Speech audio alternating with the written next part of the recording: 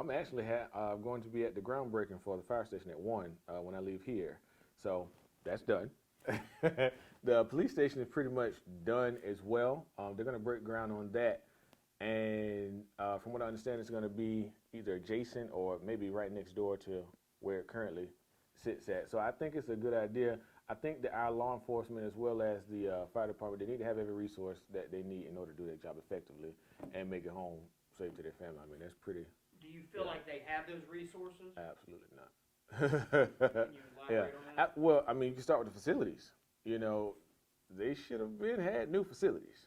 You know, so we can start there. They got the new fleet as far as vehicles are concerned with the Tahoes that they upgraded to a few years ago. So they have that, but they're definitely understaffed.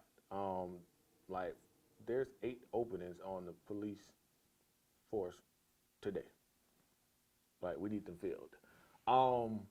Crime is. Why is that? Why is there so many open spots? That's a good question. You know, that's a really good question. I can tell you what let me see, how can I? Okay, I can say this. I do know that we just had 4 to leave to go to Edgefield County. Those individuals were essentially, I don't want to say promised because it almost seems like bribery, but they were guaranteed promotion, you know, in their career. One of the reasons why we have a lot of police officers coming in and taking off is because they're not being able to rise in the ranks. There are police officers who have been retired, coming back from retirement, and they're basically, you know, there's a ceiling, and there are guys trying to come up. They're hitting the ceiling, you know. So they have no other choice but to go to another agency because they want to enhance their careers like any of us, you know. That's a lot, and you know, crime is picking up. There's like car break-ins like every night, and that's not in the underserved neighborhoods. That's in the Bowling Roads, the West Martintown Roads, the Hammond Hills. You know, even though Lakes and Stream is not in the city limits, but that's the lakes, those areas. Like, they're breaking in those people's cars like every night. Somebody's posting a video, and these people are literally walking up the street like they belong. Just and you think that's because of the lack of police officers? You knew that the police officer was going to ride through at any given minute, would you be? I wasn't doing it anyway. Well, I mean, hey, you know, but if you knew that speeding, if you knew that it was going to be a police officer, would you be speeding? Absolutely not. You know, one of the things that North Augusta is notorious for is traffic. You don't speed in North Augusta, you will get a ticket. It's the same thing with officer presence on the block. If there's a police officer going to be riding through, you never know when they're coming, but they could ride through at any given moment. You're probably not going to break in somebody's car because you don't want to be caught. So what's the solution? Well, we got to fill those vacancies. That's number one. Probably regroup because there definitely has to be some proactivity when it comes to protecting and serving our community. I mean, we can't just respond to the call. We got to do whatever we can to prevent the call even ever having to be made, you know. So I think having officers ride around certain neighborhoods or the city, period, you know, sporadically or every hour or whatever, you know, dispatch officers to different areas of town, assign them to different areas of town so you can have that presence there. Have you talked with the police chief? I have not made it to the police chief yet. I just finished with the city administrator and the president of the chamber, and the police chief is next on my list. Yeah. Okay. One more thing as well.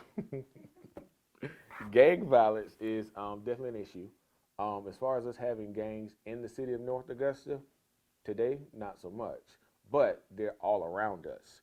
And so you have a lot of people coming to our city participating in those type of activities.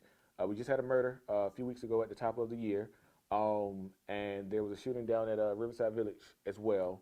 And like I said on my platform, North Augusta is so accessible. We got I-20, one of the busiest interstates in the nation. We got Augusta here, Aiken here, Graniteville, New Ellerton, all of that.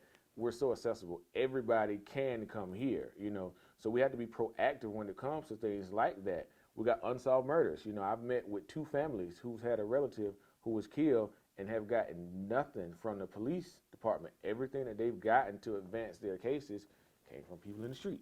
Do you think the police department's underfunded?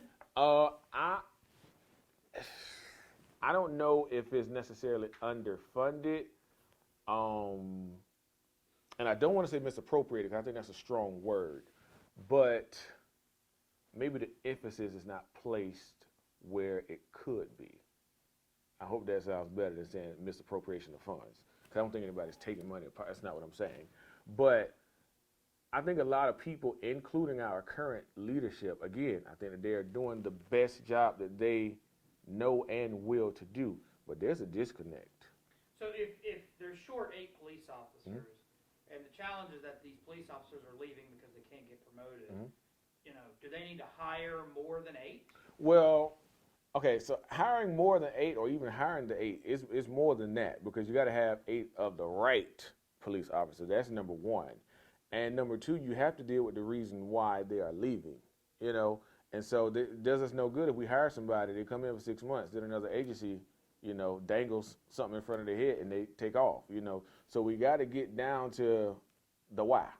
But is there an issue in the budget with it though? Right? I mean, is there an issue where they can't afford the 8? From what I've seen, budget is not the issue. From what I've seen, it's not the budget why we're short 8 officers and why when they are here they don't stay. What about the fire department? What about the fire department? Any issues there? I mean, are they? No, I think do they have sufficient equipment? Well, they're getting ready to have sufficient equipment. I mean, they've needed a new home for a long time as well, you know. So it's getting ready to happen. I mean, we can talk about what was, what shoulda, coulda, woulda been, but we're moving to a new facility now, and they're getting ready to have everything that they need. So that would literally just be water under the bridge.